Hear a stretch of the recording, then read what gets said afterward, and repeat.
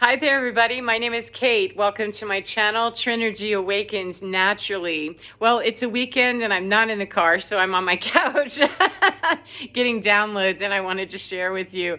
I went to lunch yesterday with someone, and I was very stricken by something that she said, and it really stuck with me, and I kept thinking, why am I continuing to come back to this? And anytime that I'm brought back to something again and again and again, and it's not me just perseverating and going, having a negative association with it, I often wonder, why am I being brought to this? What is it that I need to understand? If it's that perseveration stuff of, oh, I feel so stupid, that was so blah, blah, blah, that's a stop thought and keep it moving. However, this was something that just kept coming and going, knock, knock, knock, peck, peck, peck. And I thought, let me see if I can get to the bottom of this. And so far, as of this morning when I woke up after some more wicked, weird dreams, I still didn't quite understand, but it was sitting in with me. Didn't feel bad, just I was curious, like, why do I keep being brought to that? Let me tell you what she said. We were talking, and this young woman is probably about half my age at least, and she's got obviously about half the experience in life that I do in terms of age. However, I have no idea what her background is. We were just, having an acquaintance kind of lunch. I don't know her that well and not going to know her that well, that's just not what that situation was. But we had an occasion to be together for about an hour, and I'm all about getting to know people and validate what I can for them and move on when I can't, and allow them to do the same if they care to. But anyway, we were sitting there, and she was talking about the family that she grew up with, her biological mother, and how she had to, as an adult, when she reached the age of 18, that she physically had to stop her mother, block her mother, and say, no, now that I'm actually of age, I will not allow you to physically harm me any longer. And I wasn't completely surprised by that, because not a whole lot shocks me anymore when people come out with their story, but it did, shock me that you had a mother that at the age of 18, she was still hitting on you like she had been, I'm assuming, since, you can remember all the way up until 18. And I guess the little bit of the, look registered on my face, and she said, yeah, it was my whole life. And I said, well, just out of curiosity, so I guess some context here, what level of striking you are we talking about? And she said, oh, anything, it didn't matter. And I said, that's okay, you're talking severe forms of abuse. And she kind of, just looked at me funny, and she goes, yeah, I guess. And I'm thinking, yeah, I know, that's what I would call that, and I'm sure that many legal places would call it that too. However, keep talking. It's not important for me to stop at the beginning of the story being horrified by the levels of abuse that this young woman had suffered, but the fact that through all of that 18 years, that she finally said, look, I've made it to the age of consent, and I don't consent to you beating on me anymore. You're going to stop that shit, knock it off, don't ever do that again. And I said, well, just out of curiosity, how did you reach that place of being able to say, yeah, no?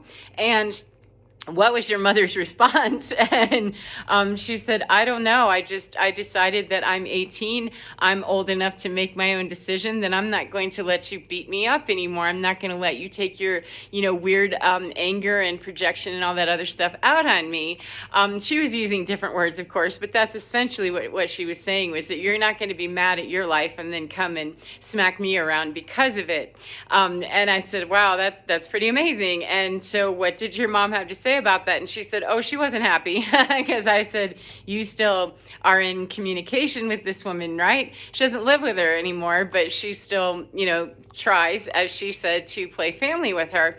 And I'm always curious when people tell me stories like that have some element of, some strange dichotomy there, that you blocked a, physical engagement with her any further, and you have strained relations, yet you continue to have a relationship. That's very puzzling to me, personally. And so when I ask people like, oh, how do you manage to, deal, deal with this situation since you've had such a troubled past, And she said, well, I guess, that little girl in me still wants my mom's validation. And I was quite shocked, because that's a very intense thought for someone that I didn't think was that far evolved in her understanding of communication and dysfunctional families and toxic family dynamics and things like that.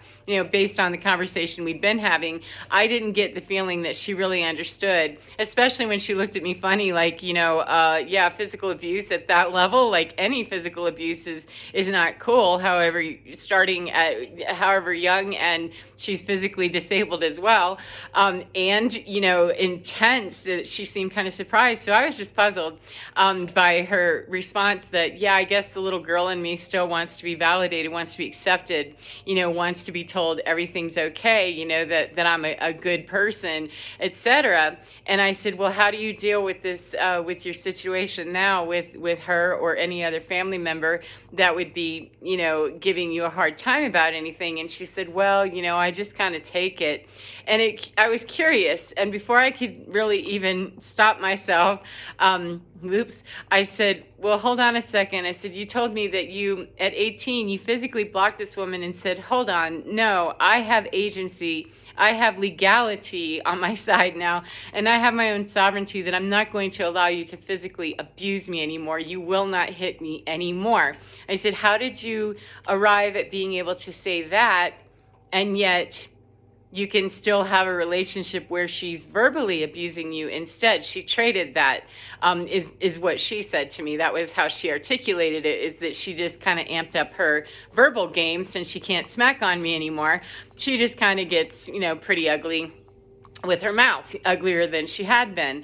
And I said, well, I don't understand. And we weren't on the same page with that at all. She just looked kind of confused. And to me, part of the art of communication that is a constant class for me to learn how to communicate and articulate with people, for them to understand me to understand them, and make sure that I'm on the same page with them. If they care to be there with me, I want to at least try to understand where they're coming from.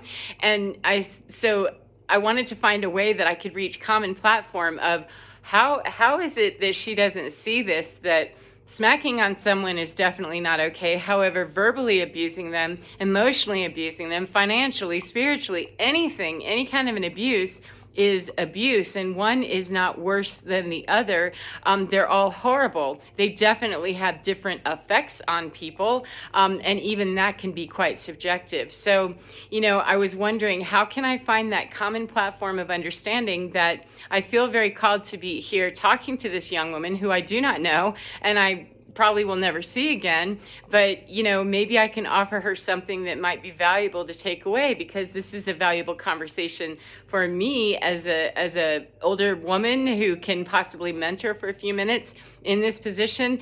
Then allow me to maybe offer up some mom words that might make more sense than I'm not going to hit you anymore, but I'm going to verbally assail you every chance I can, because I'm still angry and I don't have that outlet anymore of physically abusing you. And so I said, well, can you just maybe ponder the idea of what's the difference of you blocking at 18, saying, no, you're not going to do this anymore.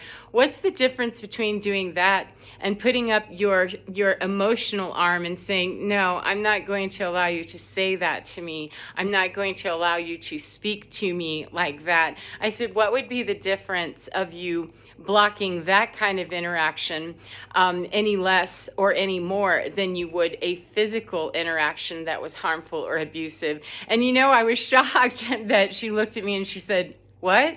And so I repeated myself. I said, why would it be any different for you to put up some sort of a stop sign, a big old fat one of no, for a verbal abuse of some kind than it is for a physical abuse? Is one worse than the other? And she looked and she said, I don't know. I never thought of it. And it really blew my mind, because oftentimes I think, this is common for human beings, that we just assume that everybody thinks like we do. And that is not true. It is absolutely not true. We are all conditioned and brainwashed, and programmed. However we're programmed. Some of us get, deep into cult programming. Some of us get deep into, other programming, dysfunctional family, codependent, toxic, all kinds of dynamics. And all of us have some flavor of all of it at some point in our lives, because we all live in the same soup of, disaster that we live in when we're there, and we live elsewhere when we finally escape the matrix and get somewhere else. It feels a whole lot better.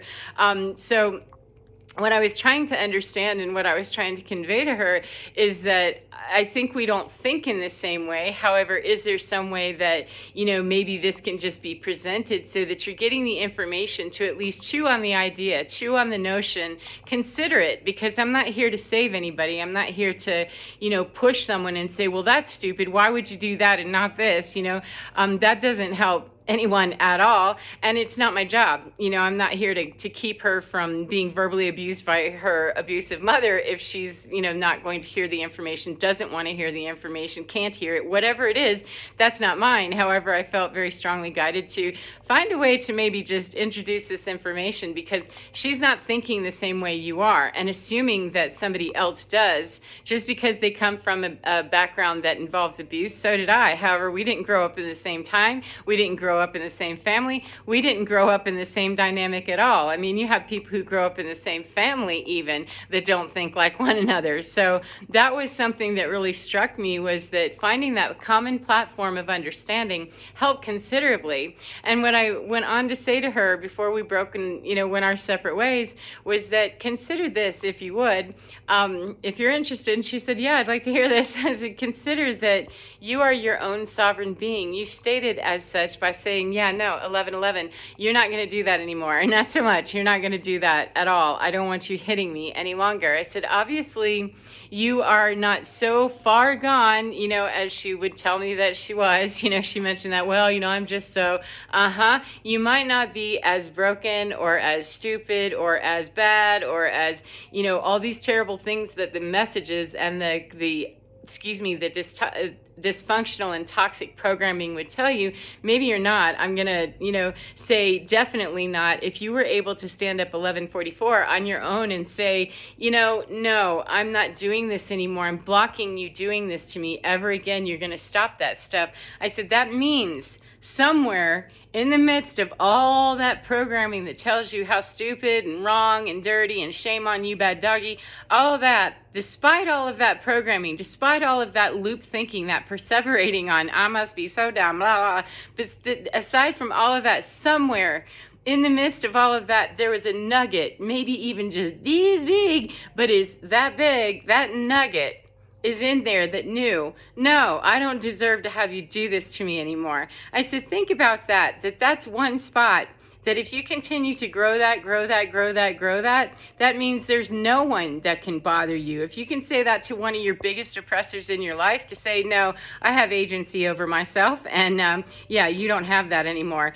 Even if a person has us imprisoned, even if a person has us up against a wall, we still have some amount of something inside of us that's separate apart from, and that no one can ever touch. The sovereignty of us, the very core of us, our spirit, that even in the midst of being harmed and horribly abused, we still have that core of us that can never, never, never, never be touched, not ever. And the more we get in touch with that and empower that and grow that and keep feeding that and keep telling that, that's the part I want to know. That's the part I want to know.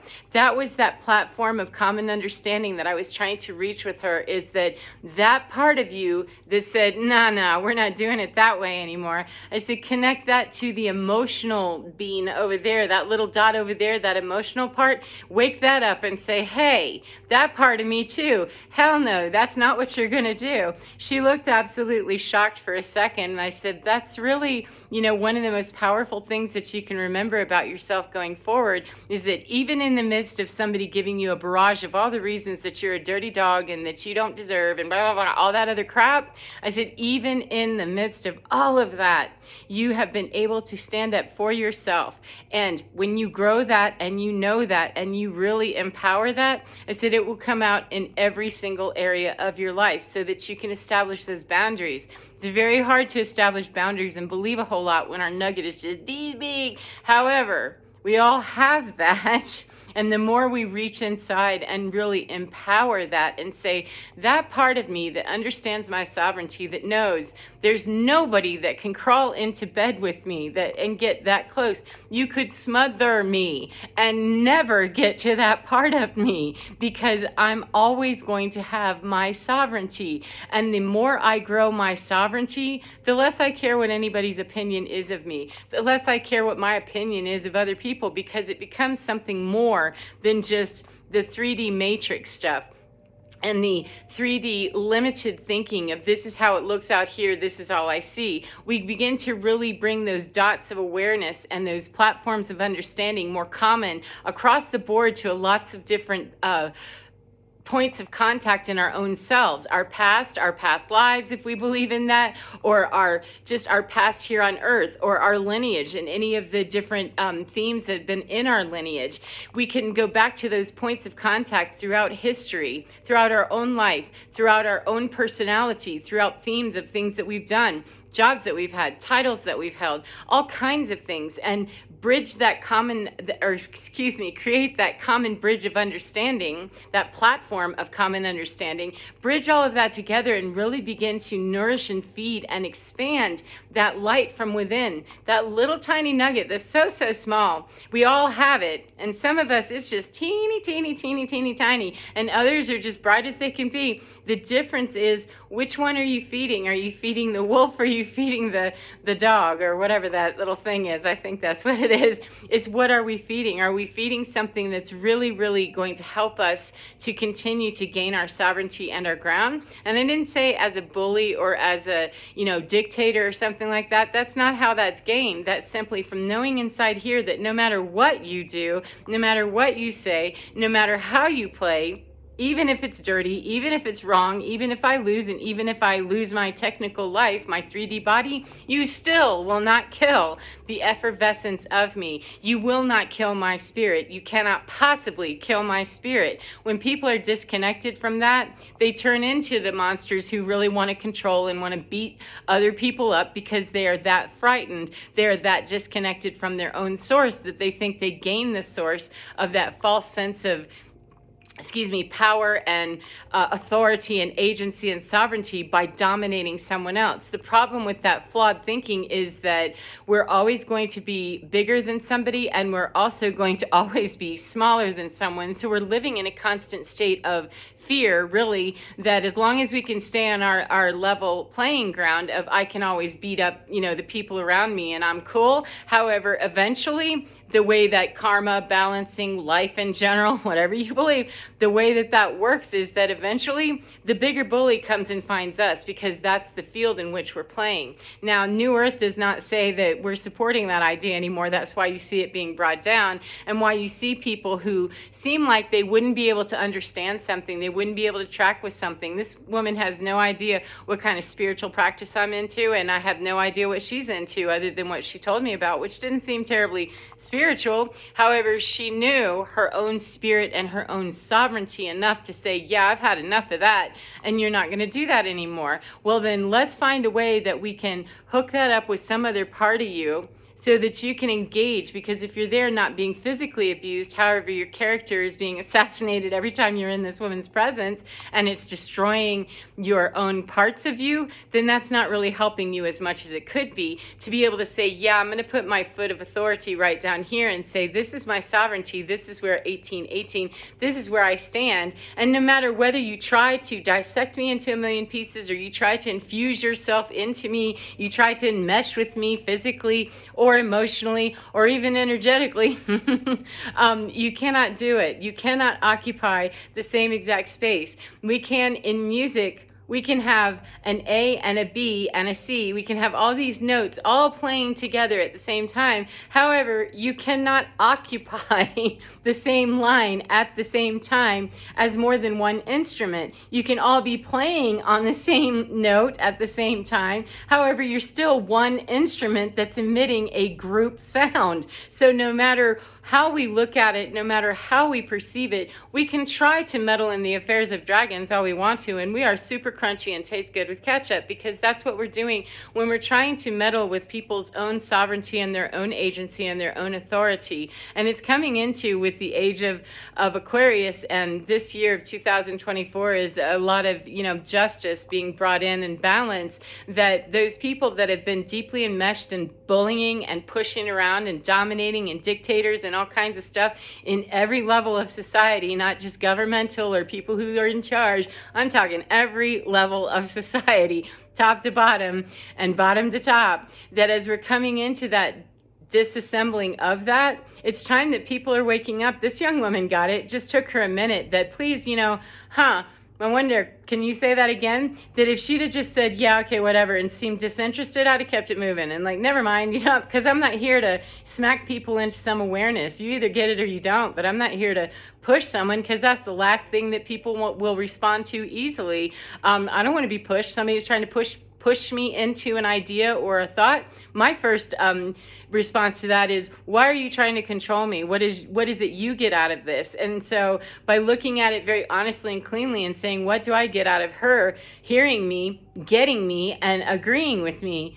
I get absolutely nothing, because it does not serve me. It serves her, perhaps, if it serves her. And so that's how I look at those engagements with people. However, I was very glad to see that it doesn't matter what her spirituality is about. It doesn't matter what her religion is. It doesn't matter if she's practicing anything. She's a practicing human being, just like me. And maybe this could be helpful to her to see a different perspective. And that's something that she herself exhibited. It was her own information that she gave to me that, well, if you can do this, which clearly you could, then can you do that over here, because it's in the same hood? Are you able to think about it this way? And it just took a matter of switching up the dialogue and the communication a little bit for her to understand that. And so I hope that that's been helpful to you in some way, and I hope that you enjoy your day no matter what part of the day you're in, and get within your skin, because you're divine. Oh my goodness, it is so fine. Take care of your beautiful selves, and I will see you again next time. Take care, friends.